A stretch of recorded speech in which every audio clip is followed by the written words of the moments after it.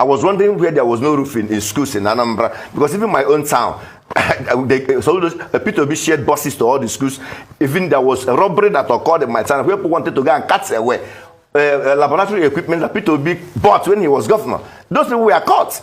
Even generators, they wanted, even in the villages. I'm not talking of two schools in the city like Onishoka, Newi, whatever. I'm talking in the villages. They were all equipped. He bought innocent buses and gave all of them. So I was wondering, the school that was without roof, and even in his own town, in Sofia, he cannot tell us that the school was without roof.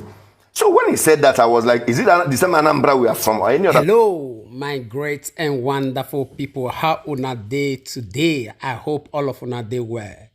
Today we get a lot of videos for our table. When we say we'll quickly leave you, make you they watch one after the other concerning the things when we say it they happen right now for inside this country, Nigeria.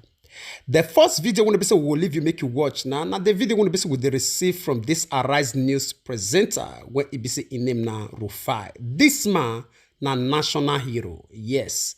We continue to talk this very matter. A lot of people not they agree with us because honestly, waiting with the see for Rufai, the presenter of Arise News, now something else. Yes, now waiting it take for true journalism. Now in this man, the review to each and every one of us. It get a lot of things when we say this man review, even for the first and the second video when we say we'll leave you make you watch. I beg, pay attention to these two videos. And also, I beg not forget to help us like this video. Because now the only one be say YouTube will fit help us recommend this video to each and every one of us all over the world. The more this video get likes, the more that they recommend them to people. We want make people see the good work of this very man, Rufai, and many other people when we see that they stand on behalf of Nigerians to review the real truths. All right, I'll first of all leave you to watch this first one. I will come back with others. Okay, I would like to ask you this. Is there a comparison between those two people? Because I've read this over and over. God knows how many times I've read this article now, or this op-ed by the governor, Charles Soludo. At first he reacted and said, oh, people say I'm jealous of Peter Obi. He laughed it off and said, hell no. But he went further in that same article to say, I know when and how it is appropriate to save. I built Nigeria's foreign reserve from 10 billion that I inherited to 63 billion, even after paying 12 billion to pay off Nigeria's external debt and going through unprecedented global financial crisis. And I still left behind $45 billion. Go and verify. Was that necessary? That was actually the issue. Okay, he was trying to rubbish the savings made by Peter Obi. But he said citing that there was poverty, which I don't know, because I was trying to ask my colleagues when there was this increase in poverty in Anambra State, because I participated almost in everything in Anambra, all the events, Modorak in the center, the one at the hotels there, I always go. But then I had more chances than now, almost so much engulfed in my practice. I was not asking them, when was this poverty in Anambra? How and where? But then you saved money. When you were saving that money as CBN governor, do we have everything I wanted in Nigeria? Is Nigeria the best country in the world? Have we grown up to the level of America? Are we the best economy in the world? Are we not having infrastructure deficit? If the government that Soludo served had actually provided unnecessary infrastructure in Nigeria, can Buhari still be building infrastructure? Can even the people contesting the election and be promising us infrastructure? Can Yar'Adua come up with infrastructure? The room for development can never be filled. And a good government, even a good manager of a company, must have a set up funds that you can use target the doomsday. When the profit might not be at the higher level, that there must be a money you must set down. It also gives you confidence. Even me as an employer, I have monies I set down. What in the event I'm not able to meet money that will enable me to pay my workers, I can resort to that pool of funds. That gives a stability to my office. It gives stability to that establishment or firm or a state. You can't just come into a state and say every money that accrued to the state, you finish your own money and also borrow. When you borrow money, you begin to pay interest. That interest you are paying, that money is money that will also be part of your investment in the state, part of money you used to work. But now you are now saying that somebody did something wrong, there was no roof. I was wondering where there was no roof in schools in Anambra, because even my own town, Peter Obi shared buses to all the schools. Even there was a robbery that occurred in my town where people wanted to go and cut away laboratory equipment that Peter Obi bought when he was governor. Those people were caught. Even generators, they wanted, even in the villages. I'm not talking of two schools in the city like Onisha, Kanewi, whatever. I'm talking in the villages. They were all equipped. He bought innocent buses and gave all of them. So I was wondering, the school that was without roof, and even his own time, he saw fear. He cannot tell us that the school was without roof. So when he said that, I was like, is it the same Anambra we are from or any other place? But I don't know what informed the governor's statement. But if somebody has saved money, you are condemning that somebody has saved money, and also you save the same money when you have not finished all the problems you had in Nigeria. At that point in time, why saving? Okay. Every reasonable businessman, every reasonable entrepreneur, every reasonable management of personal resources ought to have money set aside for any day. So I don't see anything wrong in governor saving, and he not only that the governor saved money, he still performed. In the education sector, we know how where Anambra was when he was the governor. We know the level of male dropouts in the states, and all those things are no more. We know the level of roads. Yes, he constructed some of the roads. He did well. Peter B also constructed many.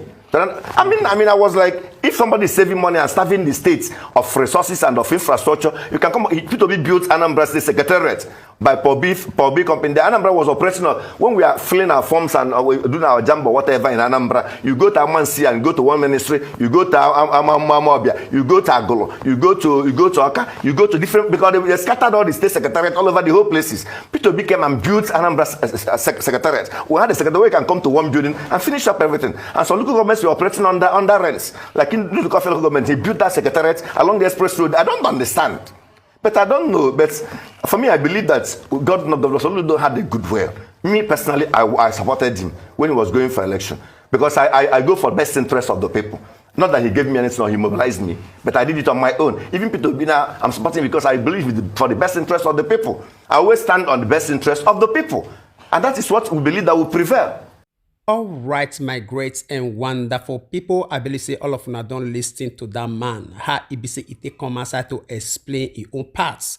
Waiting in Sabi about Peter Obi when he be say the present governor of Anambra State when in name na Soludo, they try to rubbish. This will not be the main thing when he be say he make us carry this video come. We get the other one when he say we'll quickly leave you make you watch now when he be say yes, he make us they talk about Rufai, the presenter of Arise News. I will leave you to watch this video now. I'll come back. But this morning was reporting that the aerodrome and the airport in Jos witnessed 95 aircraft arrivals. That in fact, the airport and the aerodrome in Jos were both so fully packed with helicopters and private and charter jets that some aircraft had to be directed to go and park in Abuja for the passengers to then make the 30 minutes journey by road to Abuja or whatever distance that was. But that was the extent of the representation. However, two major, well, three actually, came out as part of that event that people have been talking about on social media. First was the gaffe by Asiwaju Bola Ahmed Tinubu, to which the spokesperson of the People's Democratic Party was reacting when Asiwaju Bola Ahmed Tinubu said, "God bless PD," and he quickly corrected himself and said APC. Well, some people will say these gaffes are one too many. The other, last year, he said he was going to recruit 50 million youths to join the Nigerian army. That was later corrected to say, oh, that was an error. He meant 50,000 youths to join the Nigerian army. In October, at the Cardinal Investment Summit, CardInvest, he described Governor Nasir Rufai, who, by the way, was at this Jos event, as somebody who had turned a rotten situation into a bad one, whereas that was clearly not what he meant. And then yesterday, he committed another gaffe, trying to mention PDP. Well, I don't know which PDP he's talking about. Maybe the weekend wing of the PDP. Wike, Makinde, Ugwanye, Ipeazo. Maybe those are the ones on his mind. Who knows? Or maybe this is just a Freudian slip, a slip of the tongue, as I guess his communications people will come and explain. Well, he's an elderly man, so some people may explain it away. But my advice to his strategists is that they should teach him to stay with the script. Because he makes these gaffes, he mixes up the register, the linguistic register. Sometimes he lapses into very obscure, vague, proverbs and metaphors, that confuse rather than enlighten people. But, he can stay with the script. If he stays with the script, that would be just fine. I mean, a lot has to be said about the APC rally, and that was no pun intended, really. The APC rally yesterday in Jos. Yeah, struck all the right notes, got all the people there.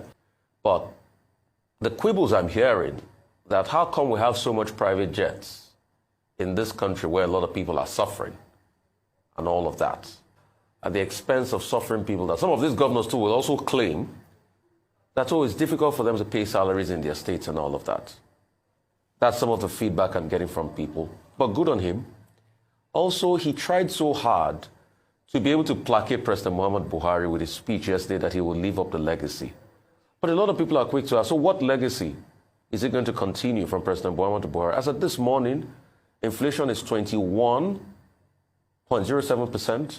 0.9%? 0.9. Okay, 0.09%. As of this morning, petrol prices are on the increase because we're already seeing problems with landing costs and forex problems. As of this morning, it's harder for a Nigerian to be able to get a meal. Some people are doing 0.01. The CBN target for inflation is supposed to be 9%. We've surpassed that. The economic index is at an all-time low. Although the people in this government will say, oh, it's happening all over the world. Look at what's happening in Ghana.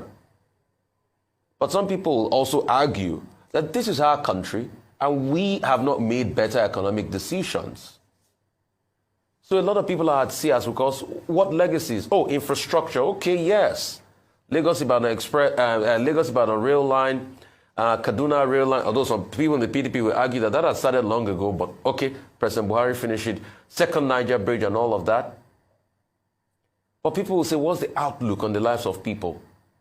People will say, okay, Kaduna rail line, did they put in the security architecture that was needed after building up the rail line? That's why people were kidnapped there.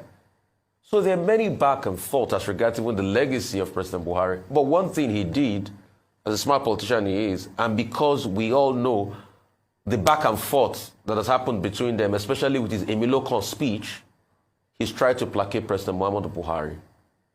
And it was a good showing with the president being there. But also in his messaging, giving all the hope messaging and all of that, it is incumbent on candidates to stop this abuse of their political adversary. Calling people termites, calling people all sorts of names. But some people on the flip side will argue that all these politicians are the same anyway. And that's why probably the presidential candidate said, God bless APC, because he knows they are the same. Because even look at the man that he's running against. Look at the presidential candidate of the PDP. At some point, they were all in the same political party. This same Bola Tinibu did give Atiku, like he said, the presidential ticket of the ACN then, and they all formed the APC. When, Atiku Abubakar was disgruntled with Jonathan's, trying to run the second term, and because of that, he took his own faction of the PDP, and they joined forces into what morphed into the APC. And that's why when Atiku Abubakar said, oh, it was Buhari and Tinibu that formed the APC, a lot of people say he was trying to be clever by half. So maybe he knows they are all the same. That's why that happened. But politicians should show example to their followers. They should not call each other names. They should stay on their message and advance their ideas. All right, my great and wonderful people, we dey very sorry say we just need to leave you to watch this video this long, because honestly I want make una understand wetin really happen for this interview when e be say this man Rufai come outside to talk a lot of things and review a lot of things concerning these people. And one thing when we continue to tell God, may God strengthen this man Rufai to carry this own voice and vision higher and higher by day. Yes, now example of true journalism. Now in this man they represent for Nigeria national television.